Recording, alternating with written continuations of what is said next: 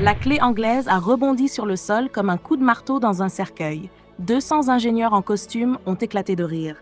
Et elle, plantée au centre de la scène, n'a pas bronché. Naël Werner, 35 ans, pull blanc sans marque, Jean passé par le temps et regard fatigué d'avoir déjà trop vécu. Face à elle, le Titan ZR90, moteur d'avion estimé à 2 millions d'euros que les meilleurs cerveaux à Aether Dynamics n'avaient pas réussi à diagnostiquer en 3 jours. Le PDG Alexis Derval savourait son moment comme un juge à l'exécution d'un coupable. Cette femme croit pouvoir rejoindre notre département d'ingénierie, sans diplôme, sans CV, juste de l'audace. Il lança la clé à ses pieds, un sourire cruel aux lèvres. Tu as 30 minutes pour réparer ce que mes diplômés de Stanford et Polytechnique ont échoué à comprendre. Sinon, la porte. Des rires, des chuchotements, des téléphones en l'air pour filmer ce qu'on pensait être un échec assuré. Mais ils ignoraient tout de ce qu'elle avait fui et de ce qu'elle portait encore au fond d'elle. Le matin même, Naël s'était levée dans son petit studio de banlieue, avec les vibrations du tramway en fond sonore et l'odeur du café filtre dans sa vieille tasse ébréchée. Elle vivait simplement, travaillait comme bibliothécaire dans une école technique, discrète, invisible. Ses voisins la prenaient pour une femme douce, un peu étrange, sûrement blessée par la vie. Et ils avaient raison. Mais pas comme ils l'imaginaient.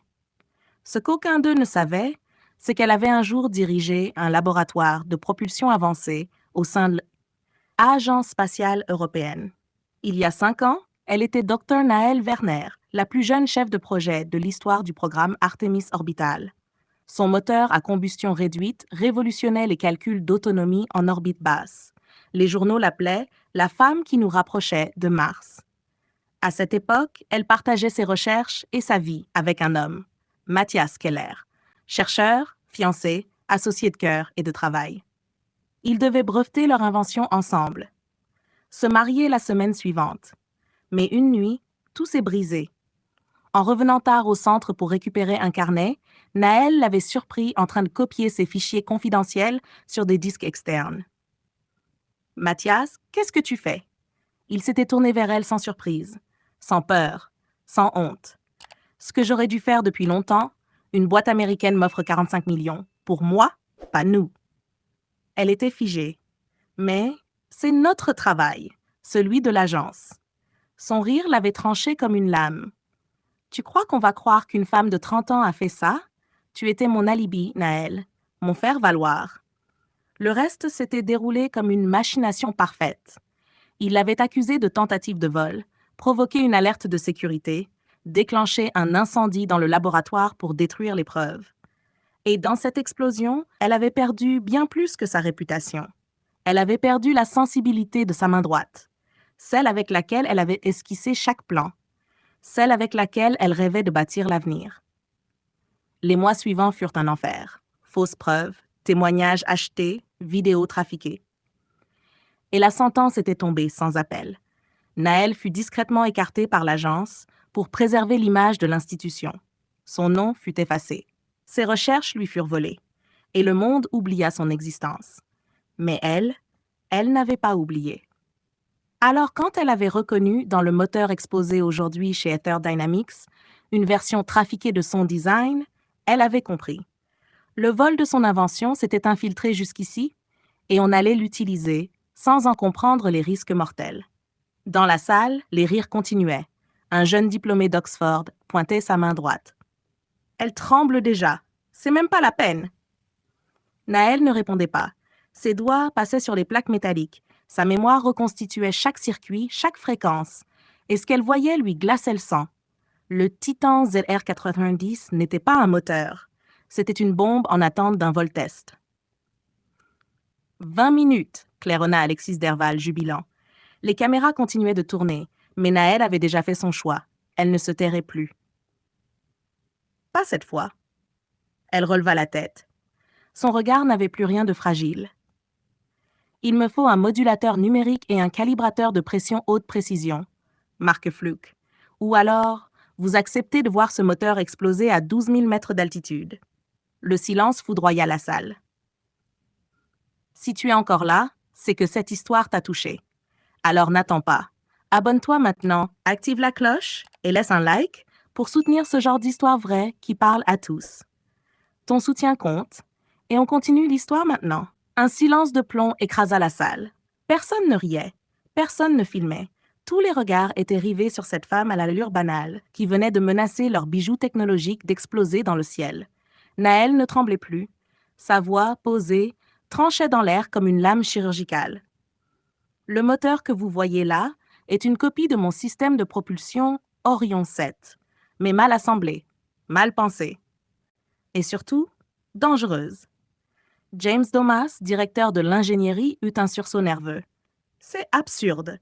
Vous ne pouvez pas savoir tout ça sans l'avoir conçu moi-même, coupa Naël, les yeux plantés dans les siens. Elle n'attendit aucune permission. Elle saisit les outils et, de sa main gauche habile et de sa droite douloureuse, commença à démonter un panneau de régulation. Les vis tombèrent au sol une à une. Les murmures s'étouffèrent. Le rythme de ses gestes était méthodique, précis, comme une musicienne qui aurait retrouvé son instrument après des années de silence. Ici, dit-elle en désignant une minuscule pièce déformée par un excès de pression. À cette altitude, avec ce rapport de compression, l'oscillation harmonique va créer une résonance qui fissurera la chambre de combustion. Un jeune ingénieur se pencha, pâlit, recula. Il comprenait. Elle disait vrai. Mais Naël ne s'arrêta pas là. Pression d'entrée mal calibrée, débit de carburant trop court, turbine mal refroidie, et ça? Elle pointa une signature gravée dans un composant. C'est mon architecture. Exactement. Y compris mes annotations codées que j'étais la seule à utiliser. Les visages se figeaient un à un comme si une tempête invisible venait d'aspirer tout l'oxygène. Alexis Derval, le PDG, s'avança lentement, les sourcils froncés. Ce moteur est le fruit d'un partenariat confidentiel. Vous êtes en train de faire des accusations très graves. Je ne fais pas des accusations, je décris des faits. Et si ce moteur vole dans cet état, vous aurez du sang sur les mains. Sans attendre, elle s'agenouilla, les outils dans les mains. Sa main droite tremblait légèrement, mais elle tenait bon. Elle modifia les capteurs internes, ajusta l'échangeur thermique, reprogramma la calibration des flux. 30 minutes s'étaient écoulées. Elle referma le capot. Testez-le maintenant. Un technicien obéit, le moteur s'alluma, doucement, puis puissamment. Les indicateurs sur les écrans passèrent au vert, un à un.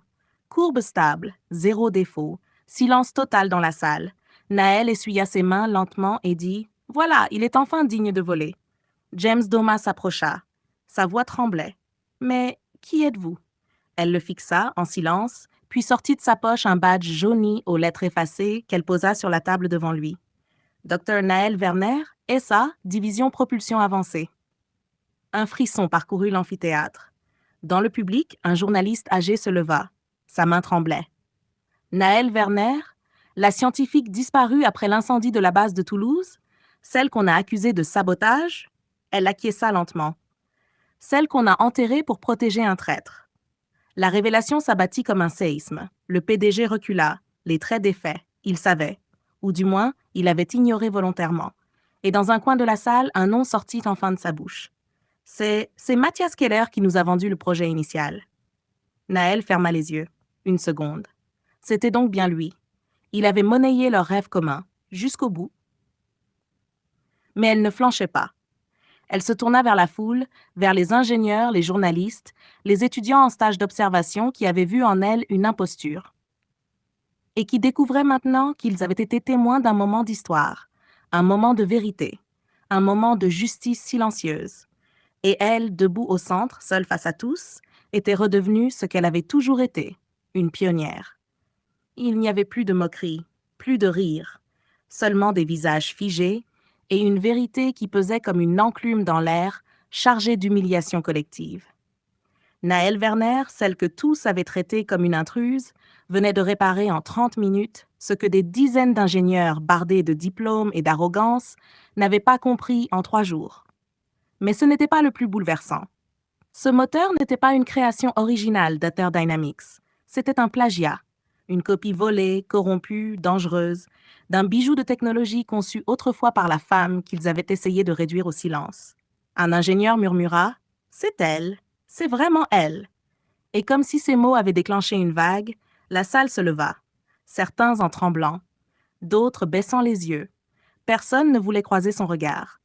Naël resta droite, calme. Elle sortit son téléphone, l'ouvrit sur une interface juridique et afficha à l'écran un document. Ceci est un constat d'infraction de brevet enregistré par mes avocats. Ce moteur, dans sa forme actuelle, est une contrefaçon de propriété intellectuelle. J'ai toutes les preuves. Schéma, signature, horodatage. Alexis Derval, le PDG, pâlit. Il s'écroula sur sa chaise comme un roi déchu. Vous allez porter plainte? Naël le regarda longuement. Je pourrais. Le préjudice dépasse 500 millions. Et vous le méritez. Mais ce n'est pas pour ça que je suis venu. Un silence, un poids, une attente. Je suis venu réparer, parce que ce moteur, dans cet état, aurait pu tuer des innocents. Je ne suis pas venu chercher vengeance. Je suis venu mettre un point final. Certains baissèrent la tête de honte. D'autres commencèrent à applaudir, doucement, comme pour expier leur propre complicité silencieuse. Mais Naël leva la main. Ne m'applaudissez pas. Pas moi. Réfléchissez à ce que vous avez vu. Vous riez d'une femme en jean parce qu'elle n'a pas de diplôme apparent. Vous refusez d'écouter quelqu'un parce qu'elle ne vous ressemble pas. Vous méprisez la passion, l'expérience, l'instinct. Elle s'adressa à James Domas, qui avait voulu la faire expulser. Regardez autour de vous. Combien de femmes dans votre équipe d'ingénierie? Combien de personnes issues d'un autre parcours que vos écoles d'élite? Il baissa les yeux, incapable de répondre. Le problème n'est pas ce moteur. Le problème, c'est ce que vous appelez l'élite. Puis elle se tourna vers le public entier. Je suis la preuve vivante que les compétences ne résident pas dans un papier, qu'on peut naître dans un quartier ouvrier, tomber, se faire trahir, être effacé, et pourtant revenir, réparer et repartir sans haine.